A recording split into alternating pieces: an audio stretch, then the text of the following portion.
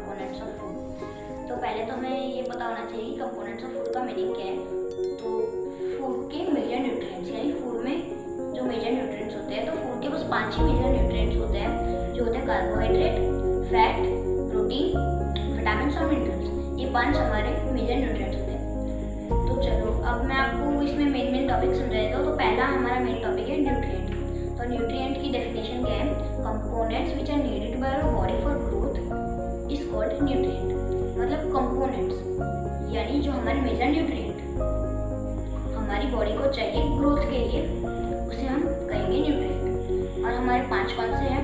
Carbohydrate, fat, protein, vitamin और mineral. ये 5 हो। अब हमारे चैप्टर का सबसे इम्पोर्टेंट, तो वो हमारे हैं 3 टेस्ट। तो पहला टेस्ट है टेस्ट ऑफ स्टार्च। मतलब हमें कैसे पता चलेगा कि किसी फूड आइटम में स्टार्च प्रेजेंट है। तो हमें क्या करना है? तो take a small quantity of food item, add 2 drops of iodine solution in it, then wait for some minutes. A blue or black color indicates that the food item contains starch. मतलब हमें एक food item लेनी है, उसमें हमें 2 drops iodine का solution डालना है। उसके बाद हमें कुछ देर के लिए रुकना है। अगर कुछ देर बाद उसमें ब्लू या ब्लैक कलर आए, मतलब उस फूड आइटम में स्टार्च यानी कार्बोहाइड्रेट प्रेजेंट है। और दोस्तों ये याद रखना कि स्टार्च का दूसरा नाम कार्बोहाइड्रेट होता है और डाइटरी फाइबर्स का रफेज। तो हमारा नेक्स्ट है टेस्ट ऑफ प्रोटीन। तो उसका है कि take a small quantity of food item, add 10 drops of water using a dropper, then shake it well. Now add 2 drops of copper sulphate and 10 drops of caustic soda in it. Now again shake it well and wait. A violet color indicates the presence of protein in the food item. यानी पहले फिर से हमें एक food item लेनी है, उसमें हमें 10 ड्रॉप्स पानी डालना है ड्रॉपर की मदद से। उसके बाद फिर हमें हिलाना है। उसके बाद हमें 2 ड्रॉप कॉपर सल्फेट डालना है और 10 ड्रॉप caustic सोडा डालना है। उसके बाद हमें उसे फिर से शेक करना है और फिर कुछ देर के लिए रुकना है। अगर उस फूड आइटम में वायलेट कलर आ जाए, मतलब उस फूड आइटम में प्रोटीन है। अब है टेस्ट ऑफ फैट। तो टेस्ट ऑफ फैट में है कि take a small quantity of food item, wrap it in a paper and crush it. Now straighten the paper and observe it carefully. An oily patch indicates the presence of fat in the food item.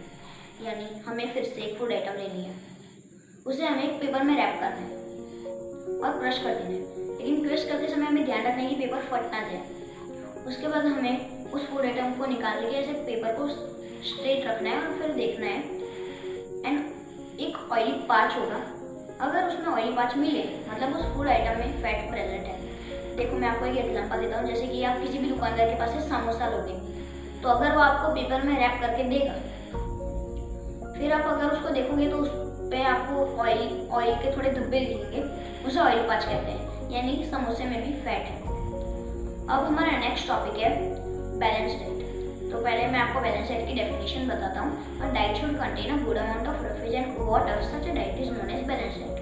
यानी ऐसी diet जिसमें हमें भारी मात्रा में roughage और पानी और वाटर मिले, ऐसी डाइट को हम कहेंगे balance diet. Let me give you an example. Once a child named Anu thought that fat containing food gives us energy. That's why she eats samosa always. Do you think she was right? No, of course not. It is very harmful for her.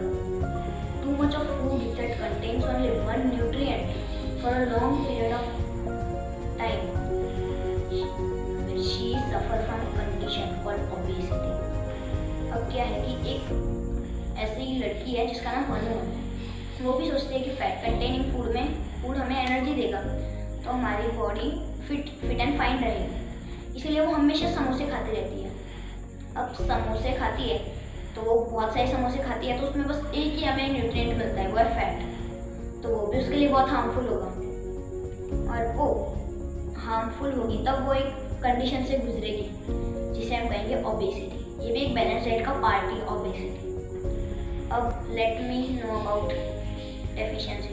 a person named Rohan is getting enough food to eat, but sometimes his food may not contain a particular nutrient. What do you think if it continues for a long period of time? Obviously, Rohan will suffer from deficiency of that nutrient. It means एक लड़का है जिसका नाम रोहन है, वो क्या करता है, वो खाता, उसको इनफ खाना तो मिलता है लेकिन उसके खाने में एक न्यूट्रिएंट नहीं होता। आपको क्या लगता है अगर ऐसा एक लंबे समय के लिए चलता गया कि वो खाता तो सब है लेकिन उसमें पर्टिकुलर एक न्यूट्रिएंट नहीं होता, ऐसा कुछ ज़्यादा समय के लिए चलता गया तो फिर रोहन एक ऐसी कंडीशन से गुजरेगा जिसे हम डेफिशिएंसी उस न्यूट्रिएंट की कहेंगे।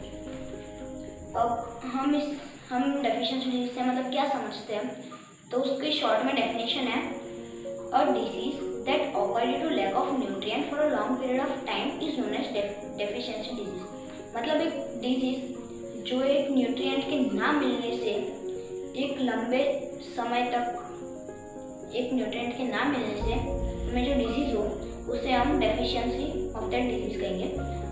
Well there are some side effect such as, अब उसकी कुछ साइड इफेक्ट भी है जैसे स्टंटेड ग्रोथ का रुक जाना, स्वेलिंग ऑफ फेस का सूख जाना, डिस्कलरेशन ऑफ हेयर, बालों का कलर चेंज हो जाना, स्किन डिसीज